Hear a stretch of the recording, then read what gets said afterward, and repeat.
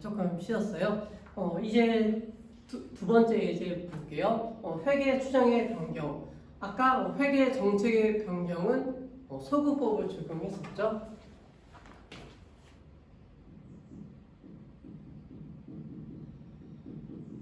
소구법을 적용했고요. 그 다음 이제 회계 추정의 변경은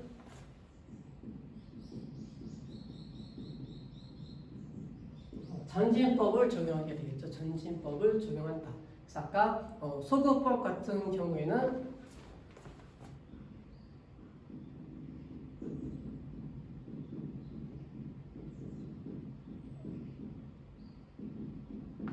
회계 변경의 누적 효과를 봤죠. 회계 변경의 누적 효과를 본 거고요. 반면에 회계 추정의 변경은 전진법을 적용하게 되겠죠. 전진법을 적용하게 되니까 전진법은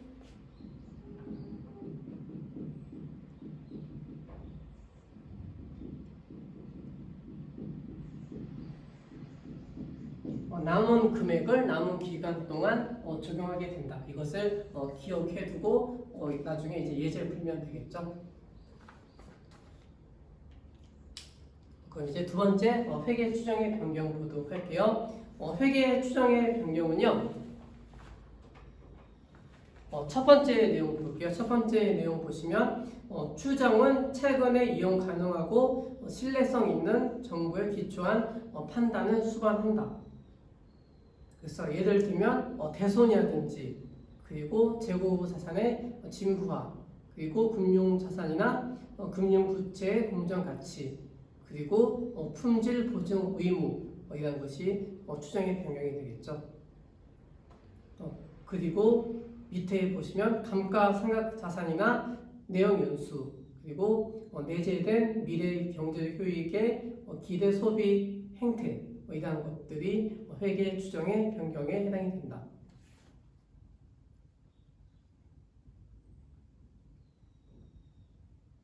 그 다음에 두 번째 내용 보시면요.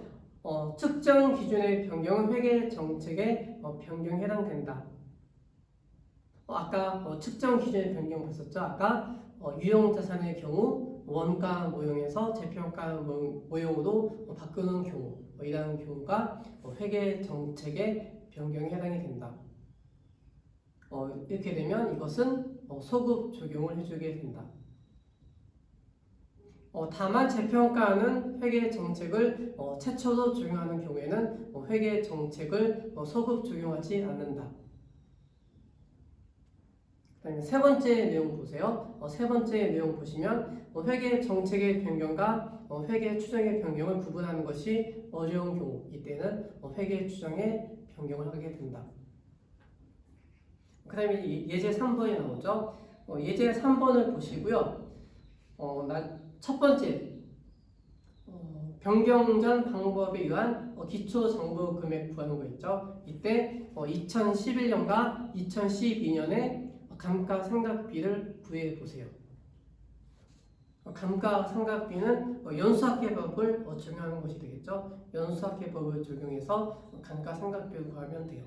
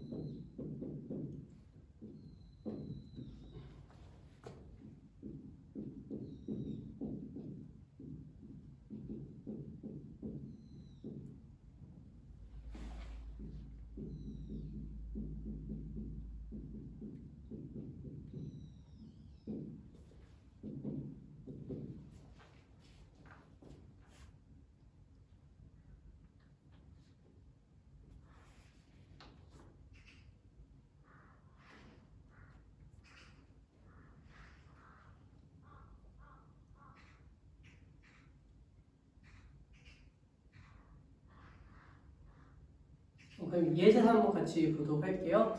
A사는 2011년 1월 1일 내용 연수는 5년, 그리고 잔존 가치는 2,000원, 그리고 기계 장치는 20만 원. 그러니까 취득 원가가 20만 원, 잔존 가치가 2,000원. 그다음에 내용 연수가 5년. 이 세 가지를 체크해 두셔야 되겠죠. 이것을 연수학계법으로 감가상각하였다. 그러면 감가상각을 하게 되면 취득 원가가 20만 원이죠. 20만 원에서 잔존 가치가 2,000원. 그래서 20만 원에서 2,000원 빼줘야 되겠죠. 그러면 감가상각할 수 있는 금액은 19만 8천 원 되겠죠.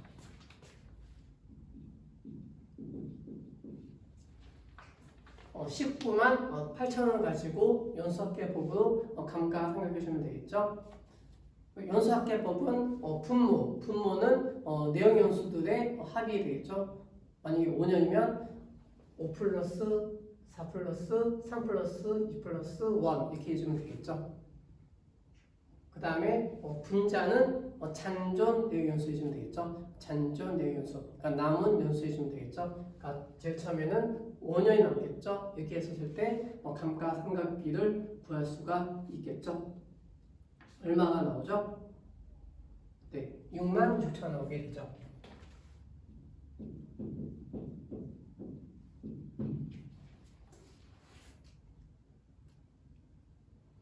그 다음에 두 번째 연도에는 취득원가 20만 원에서 잔존가에 2천 원 빼주죠. 19만 8천 원 되겠죠. 19만 8천 원에서 분모는 내용수의 합이 되겠죠. 그래서 15가 되겠죠. 15. 그 다음에 잔존 내용수는 4년이 되겠죠. 그러니까 4가 돼요. 이때 감가상각비를 계산하게 되면 얼마가 나오게 되죠? 52,800원 나오게 되겠죠.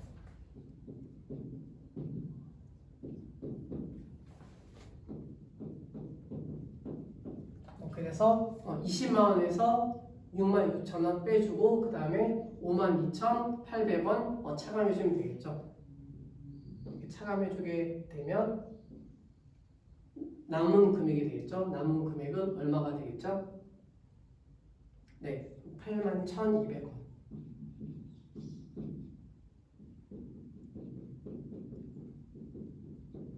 남은 금액이 되겠죠. 남은 금액은 81,200원.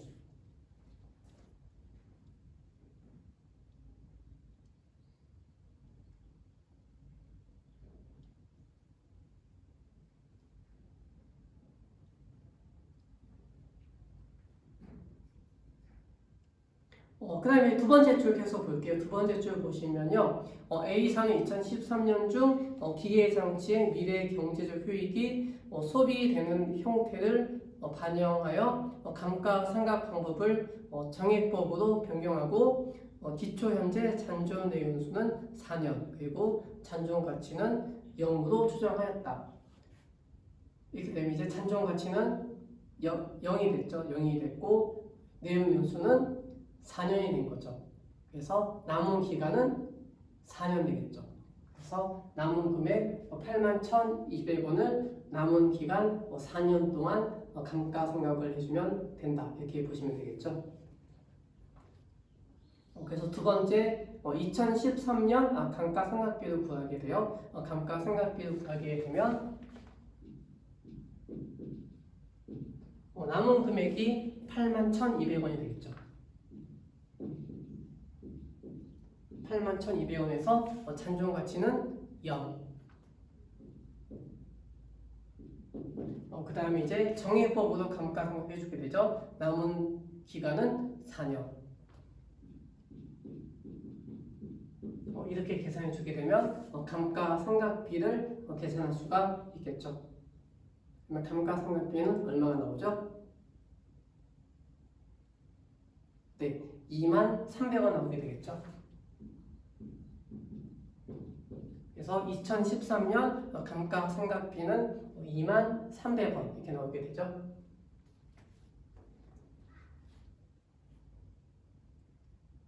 두 번째 이제 회계 처리가 나와요. 회계 처리 보시면 2013년 초에는 회계 처리가 없다. 그러니까 회계 처리 없음 이렇게 기록해 두시면 돼요. 회계 처리가 없다.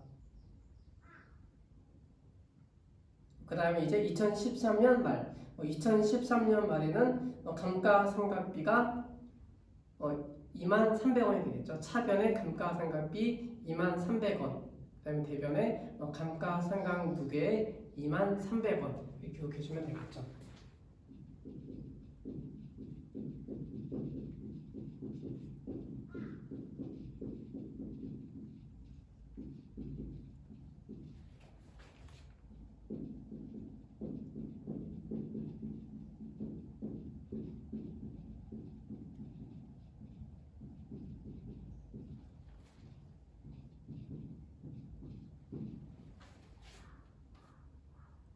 그래서 2013년 말에 회계 처리는 차변의 감가상각비 23,300원, 대변의 감가상각 누계 23,300원 이렇게 기록해 두시면 돼요.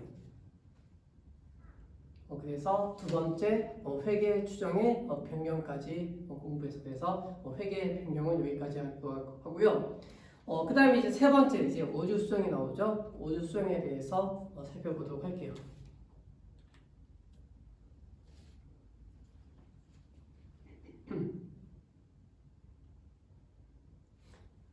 오류 수정 첫 번째 이제 오류 수정의 기초가 나오죠. 오이 과거 기간 동안에 재무제표를 작성할 때 신뢰할 만한 정보를 이용하지 못했거나 잘못 이용하여 발생한 재무제표의 누락이나 왜곡 표시 이것이 오류 수정이 되겠죠.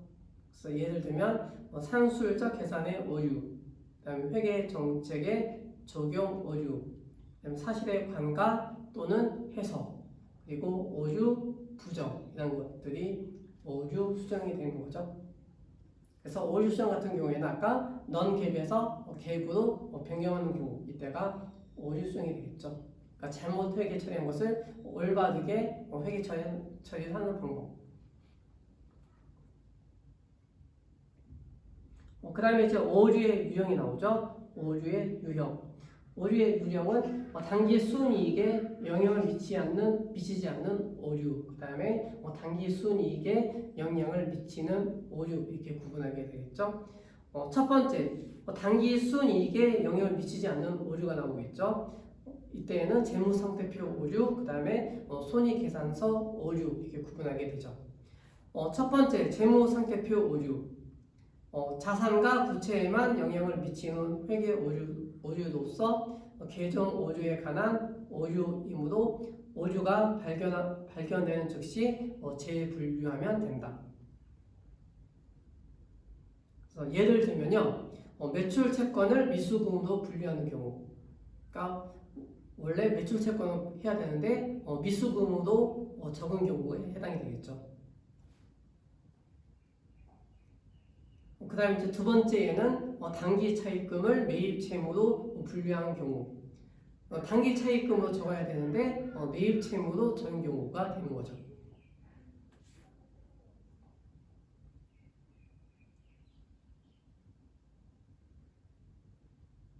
두 번째 손익계산서 오류가 나오죠. 손익계산서 오류는요, 수익과 비용에만 영향을 미치는 회계 오류로 재무상태표 오류와 마찬가지로 계정 분류에 관한 오류에 해당이 된다. 그래서 예를 들면 보험료를 이자 비용으로 처리한 경우, 보험료도 적어야 되는데 이자 비용으로 잘못 적은 경우가 되는 거죠. 그 다음에 이자 수익을 매출로 기록한 경우, 그러니까 원래는 이자 수익을 잡아야 되는데 매출로 잘못 적은 경우, 이러한 경우들이 오류가 발생한 거죠. 이러한 것들은 단기 순이익에 영향을 미치지 않죠. 그래서 이거는 한번 간단하게 이러한 것들이 있다 이렇게 넘어가시면 되는 것이죠.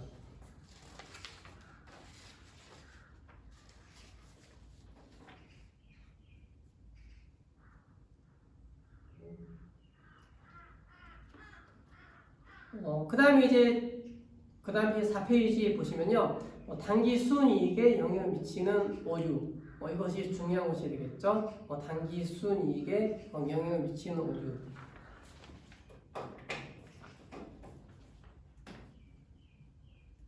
이것이 중요한 내용이고요. 단기 순이익에 영향을 미치는 오류. 오늘 공부하는 내용 중에서 가장 중요한 문제가 되겠죠. 그래서 단기 순이익에 영향을 미치는 오류는 자동 조정 오류, 비자동 조정 오류 이렇게 구분하게 되죠.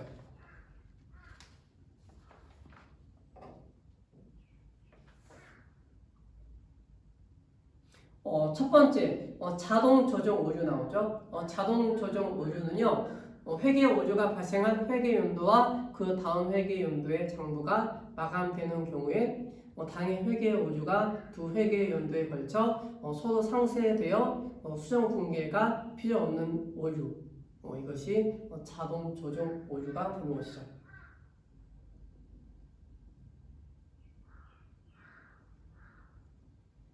그 다음에 밑에 보시면 이제 비자동 조정 오류 나오죠.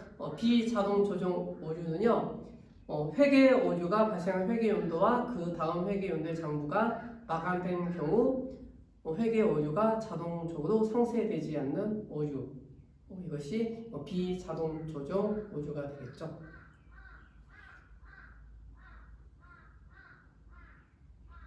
사실 자동 조정 오류 보도록 할게요. 예제 1번 있죠. 예제 1번 한번 읽어보시겠어요?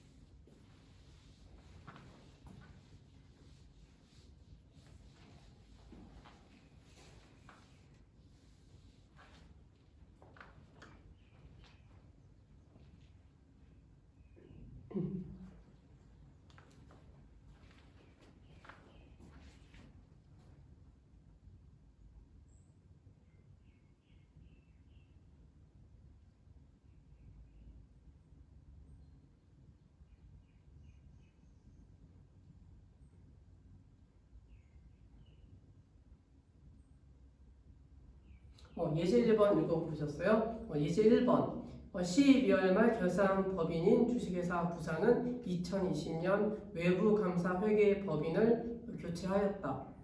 담당 공인회계사는 외부 감사 과정 중에 각 보고 기한 말 재고 자산이 다음과 같다. 그래서 이제 세 개 연도에 금액이 나와 있죠. 첫 번째 연도에는 150원 가소평가된 거고, 그 다음에 두 번째 연도에는 300원이 가대평가됐고, 그 다음에 2020년에는 500원이 가소평가된 거죠. 이때 주식회사 부산의 2020년 재고자산의 오류와 관련해서 해야 할 회계처리 하시오. 이것도 결국 회계처리에 묻는 문제가 되겠죠. 그래서 이것은요, 예제 1번은 2019년도와 2020년도만 구분하시면 되겠죠. 그것만 고려해 주시면 돼요.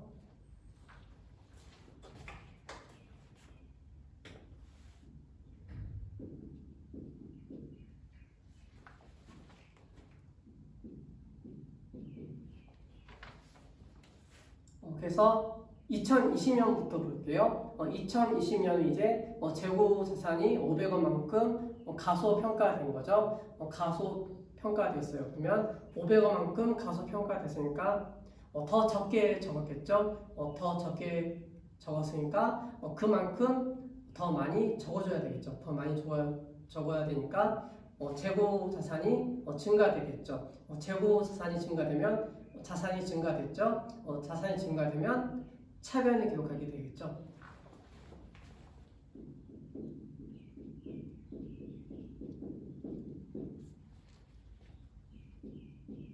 그러니까 500원만큼 재고 자산을 더 잡아줘야 되겠죠. 가소 계산됐으니까 더 적게 계산했죠. 적게 계산했으니까 그만큼 더 적어줘야 된다. 이것이 되겠죠. 그래서 차변의 재고 자산 500원 이렇게 되겠죠.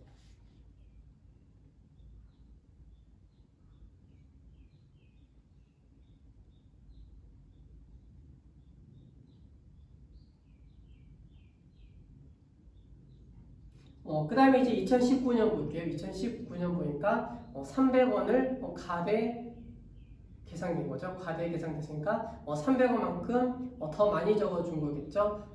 작년도에 300원 더 많이 적었어요. 더 많이 적었으니까 그거 조정해 주려면 어떻게 해야 되겠죠? 300원만큼 적게 계산해야 되겠죠. 적게 적어줘야 되니까 300원. 그러니까 원래 2월 이익요금 같은 경우에는 원래 대변에 기록하게 되겠죠. 대변에 기록하는데 증가하게 되면 대변에 기록해야 되겠죠. 반면 이제 더 적게 적으려고 하면 차변에 기록해 줘야 되겠죠. 이익요금을 적게 계산해 주게 되면 차변, 그러니까 차변에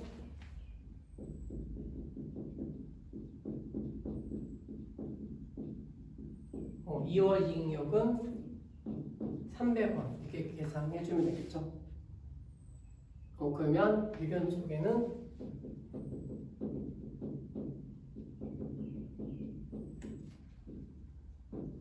매출원가 800원 이렇게 기록해 주면 되는 거죠.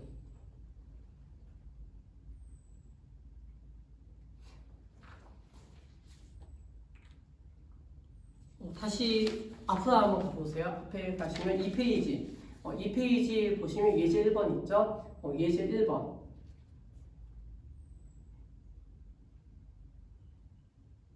예제 1번 보시면 2019년 보세요. 2019년은 선인선출법 적용했었을 때 11,000원. 근데 가중평균법 적용하게 되면 만원이 됐죠. 그러면 1,000원만큼 적게 계산이 되겠죠. 적게 계산이 됐죠.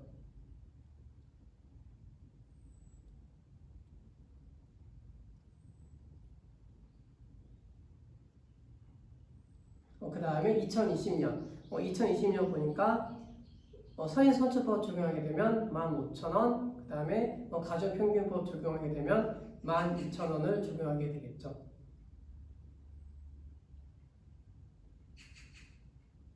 그러니까 2020년에는 12,000원, 15,000원을 12,000원 적어야 되니까 더 적게 계산해야 되겠죠. 더 적게 계산해줘야 되니까 재고 자산을 적게 계산해줘야 되겠죠. 적게 계산해줘야 되고,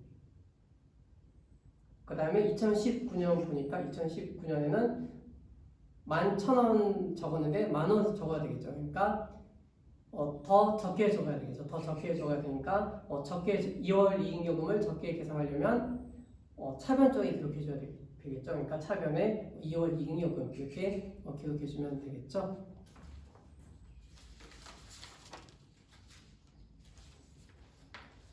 그 다음에 이제 예제 2번 나오죠. 예제 2번을 한번 읽어보시겠어요?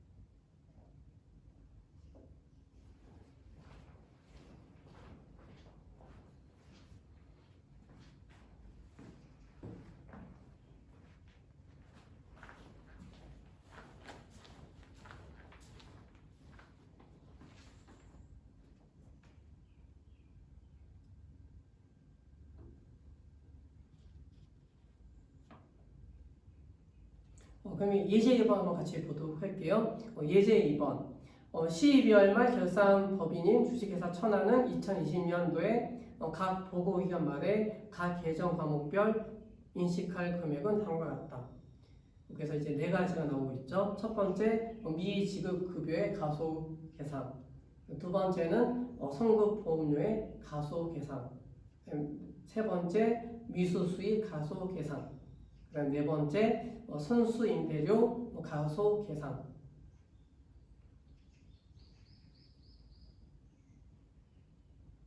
이때 주식회사 천안의 각 계정 항목별 오류와 관련하여 2020년에 해야 할 회계 처리를 하시오. 그래서 네 가지 케이스가 나오고 있죠. 첫 번째 급여, 두 번째 보험료, 세 번째 이자 수익, 그 다음에 네 번째 임대료. 첫 번째부터 한번 살펴보도록 할게요. 급여 보시면요. 종업원에 대한 급여를 다음 달 5일에 지급하고 있으며 급여를 지급하는 시점에 회계 처리한다. 이것과 관련된 것이 맨 첫 번째 나와 있죠. 미지급 급여와 관련이 있죠. 이 문제도 2019년과 2020년 보시면 되겠죠. 그러니까 2020년 기준으로 보게 되면 2020년에 미지급 급여, 미지급 급여는 어떤 거에 해당이 되죠? 자산, 부채, 자본 중에 부채에 해당이 되겠죠. 부채에 해당이 되니까 부채의 증가가 되겠죠. 그러니까 가소 계산됐으니까 더 많이 적어줘야 되겠죠.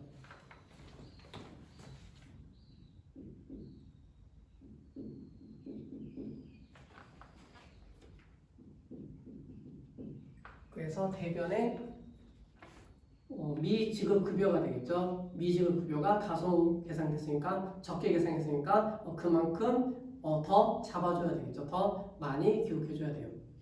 5,000원 되겠죠. 5,000원만큼 부채로 더 잡아줘야 되니까 이때 미지급 급여가 되겠죠.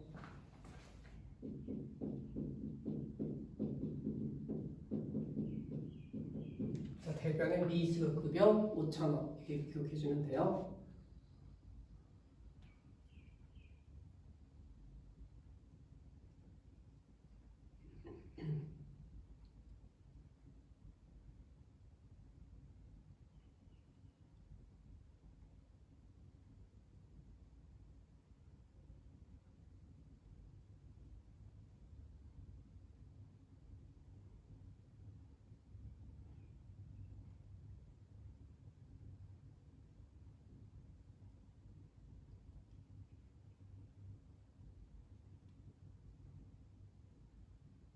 그 다음에 이제 2019년 봐야 되겠죠. 2019년 보시면 이제 3,000원이 가소 계산이 되겠죠. 가소 계산이 됐으니까 2019년도에 미지급 급여가 3,000원만큼 가소 계산이 됐겠죠. 그러면 이때 작년도에 미지급 급여 3,000원이 기록됐었겠죠. 이것을 기초로 잡게 되면 기초가 차변 쪽으로 넘어가게 되겠죠. 차변 넘어가게 되니까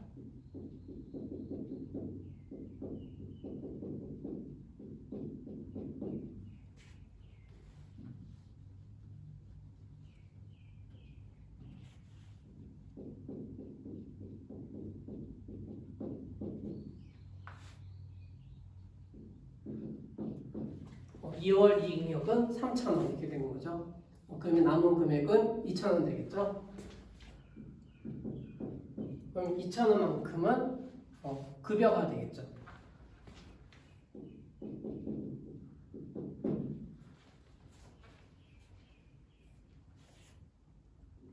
이것이 이제 첫 번째 급여와 관련된 문제가 되겠죠.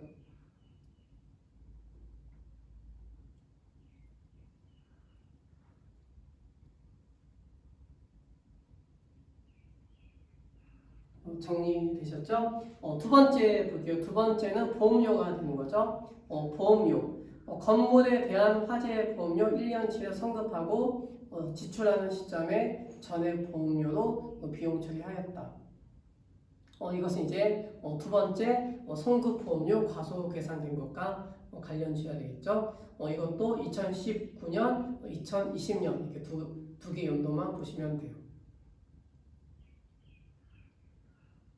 성급 보험료, 성급 보험료는 성급은 자산에 해당이 되겠죠. 자산에 해당이 되니까 자산 쪽에 고려해줘야 되겠죠.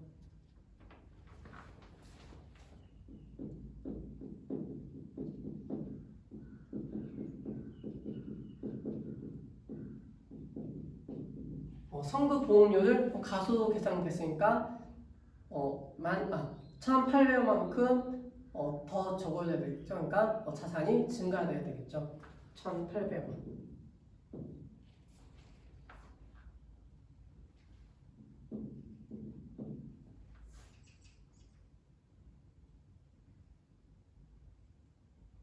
그 다음에 이제 2019년 보니까 2019년도에는 1,500원이 가소 계산됐었겠죠. 선급보험료가 1,500원 됐었겠죠. 1,500원이 가소 계산됐으니까 그만큼 2월 이익요금을 올해 넘겨주게 되면 1,500원만큼 증가되겠죠. 증가되니까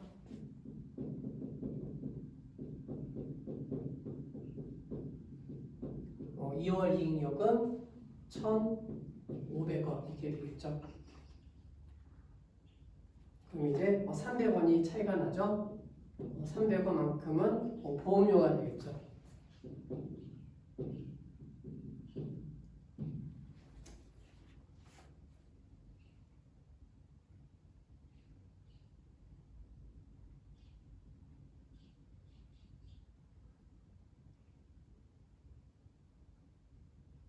정리되셨어요? 그럼 이제 세 번째 볼게요. 세 번째는 이자 수익이 나오죠. 이자 수익.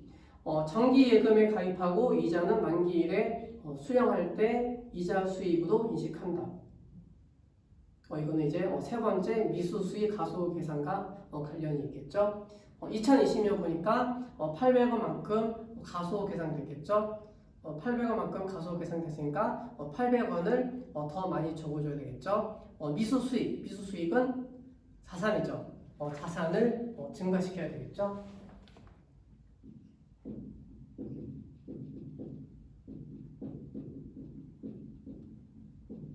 미수 수익 800원.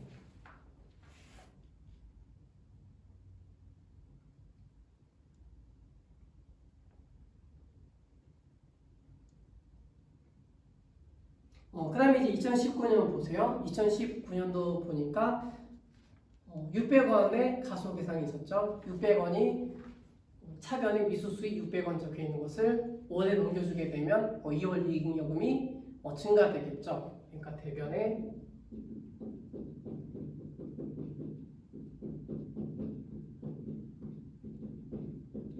2월 이익요금 600원 되겠죠. 600원, 그 다음에 이자 수익이 200원.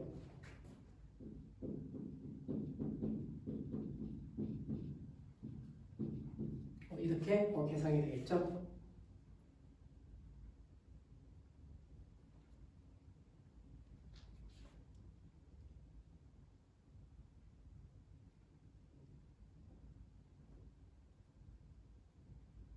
그 다음에 네 번째 볼게요. 네 번째 이제 임대료가 나오죠. 임대료. 보유 중에 오피스텔을 3년간 임대하고 임대료 3년치를 일시불로 수령하는 경우. 이것이 이제 네 번째 임대료와 관련이 있겠죠. 선수 임대료, 가소 평가된 것과 관련이 있어요. 선수 임대료는 개념 과목이 부채가 되겠죠. 부채가 증가돼야 되겠죠.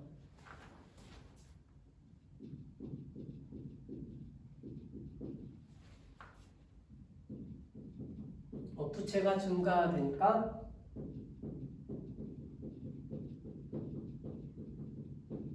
선수 임대료가 되겠죠. 선수 임대료 200원.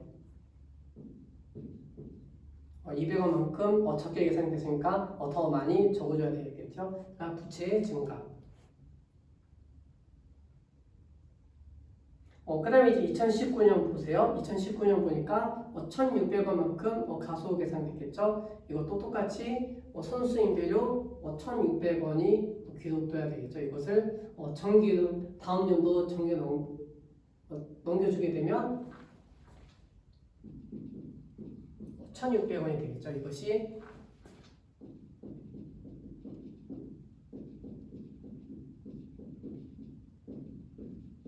어, 2월 이익요금이 되는 거죠.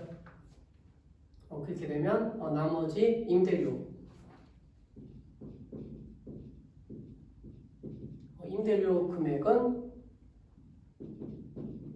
1,400원이 되겠죠. 이렇게 계산해 주면 되겠죠. 예제 2번 정리가 되세요.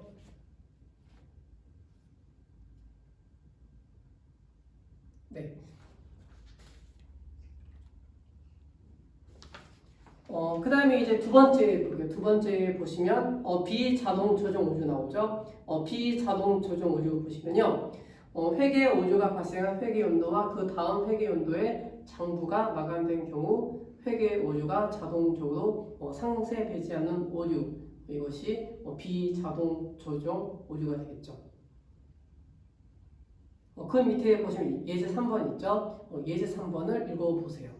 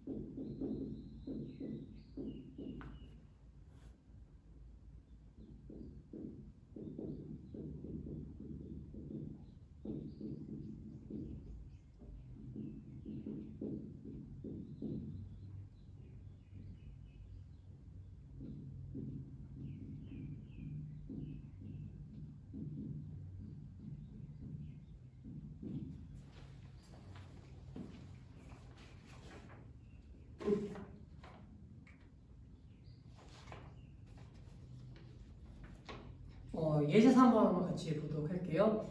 다음은 12월 말 결산법인이 주식회사 인천의 2020년 결산 중에 발견한 사항이다. 주식회사 인천은 2019년 초에 건물을 10만 원에 취득하고 전액 비용 처리하였다. 그러니까 이것이 이제 회사 측이 회계 처리한 것이 되겠죠. 그러니까 10만 원 취득하고 이것을 비용 처리했죠. 비용 처리했으니까 회사 측 분기하게 되면 차변에 비용 처리한 거죠. 그러니까 비용 처리한 것은 차변에 기록한 거죠.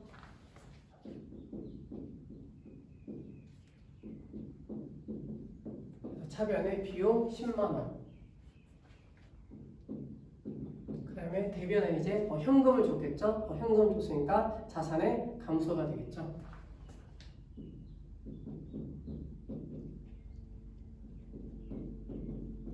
그래서 대변에 현금 10만 원 이렇게 분개가 되는 거죠.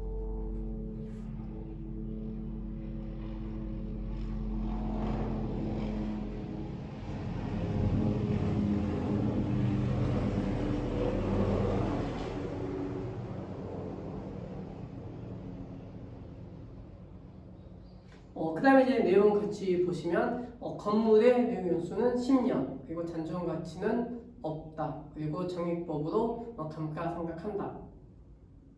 그러니까 원래대로 하게 되면은 이렇게 회사 측 분기도 하면 안 되겠죠. 그러니까 올바른 회계 처리해주게 되면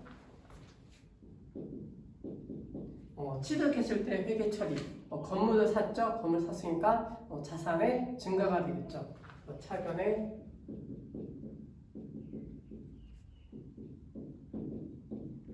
건물 10만 원 이렇게 되겠죠.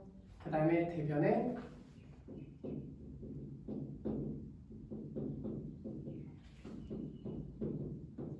현금 10만 원 이렇게 해줘야 되겠죠. 이것이 올바른 회계 처리가 되는 거죠. 그 다음에 이제 연말이 됐어요. 연말이 되면은 결산할 때 감가상각에 대해서 회계 처리해줘야 되겠죠. 감가상각을 회계 처리해주게 되면 차변에 감가상각비가 되는 거죠.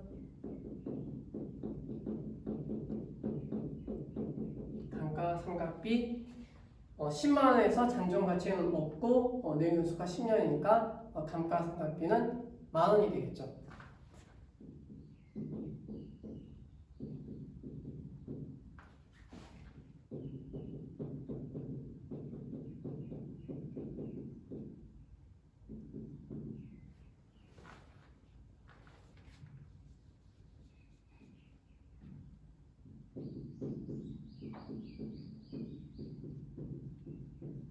감가상각비 10,000원.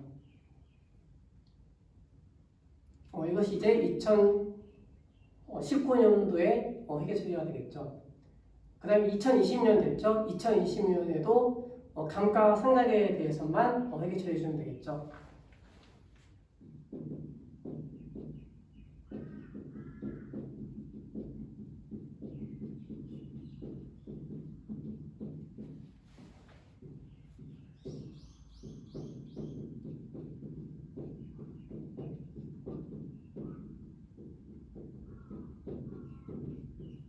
감가상각 2개 10,000원. 그래서 첫 번째 건물 감가상각비 2019년 회계 처리, 그 다음에 두 번째 2020년 회계 처리, 차변의 감가상각비 10,000원, 대변의 감가상각 2개 10,000원 이렇게 되겠죠.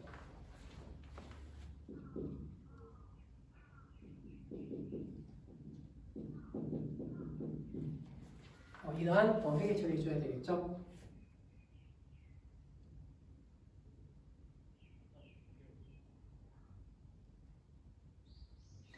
그 다음에 이제 이것을 통해서 이제 월주 수정 해줘야 되겠죠. 월주 수정 분기해 주게 되면요.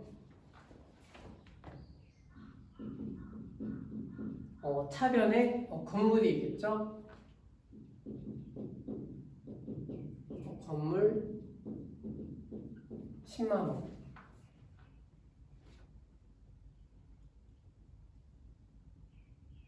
그 다음에 이제 2년 동안의 감가상각 누계이겠죠.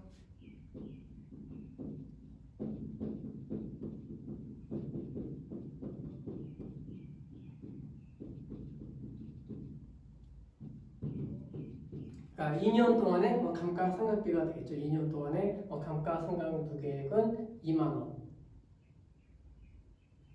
그 다음에 차변 쪽에는 1년 동안의 감가상각비 해줘야 되겠죠. 2020년도에 감가상각비 10,000원.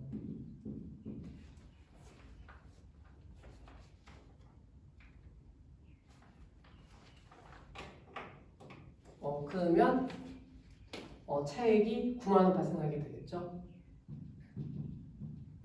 이 90,000원만큼은 누적 효과 발생했죠. 회계 변경으로 인한 누적 효과.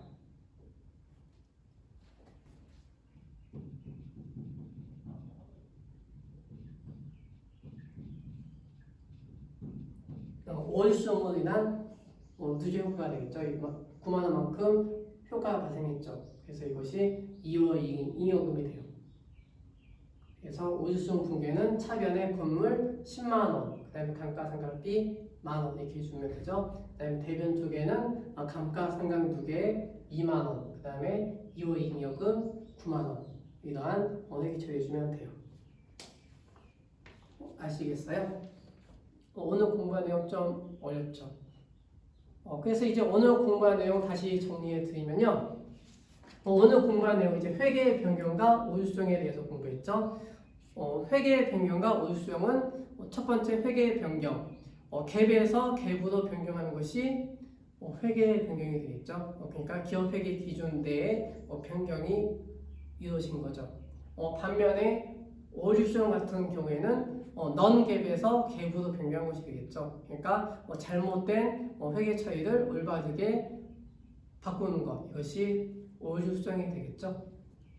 그다음에 첫 번째 회계 변경은요, 두 가지 방법이 있었죠. 두 가지 방법이 있었는데 첫 번째는 회계 정책의 변경, 그다음에 두 번째는 회계 추정의 변경, 두 가지 방법이 있었죠.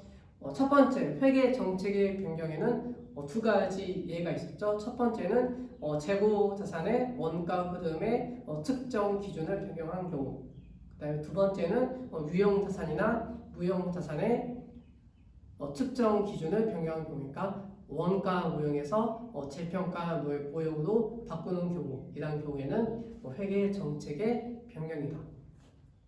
회계 정책의 변경 같은 경우에는 소급법을 적용해 주게 되겠죠. 소급법을 적용해 주니까 회계 변경의 부효과가 발생한다.